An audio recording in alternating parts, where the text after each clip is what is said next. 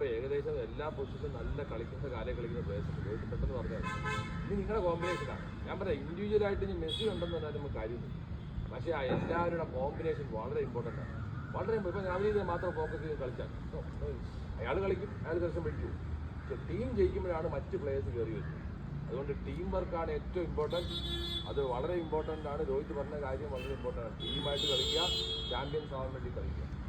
Champions ആവാൻ വേണ്ടി നല്ല ഗെയിം കളിക്കുക, അൾട്ടിമേറ്റ്ലി ചാമ്പ്യൻസ്. അതാണ് അതിൻ്റെ ഓക്കെ. ഇനി രോഹിത്തിൻ്റെ ഈ അഡ്രസ്സ് വളരെ ഇമ്പോർട്ടൻ്റ് ആണ്.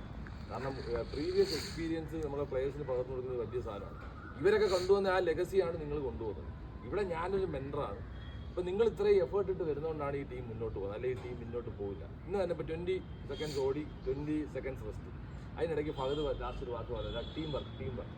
അങ്ങനെ ഒരാൾ പറഞ്ഞാൽ ആ ടീം ഒന്നാന്നുള്ള അതിൻ്റെ അർത്ഥം. പക്ഷേ അത് വേണം. അത് ഞാൻ കേട്ടു, ഞാൻ അവിടെ സൈഡിൽ നിന്നത് കേട്ടു. ടീം വർക്ക് അവൻ പറഞ്ഞു.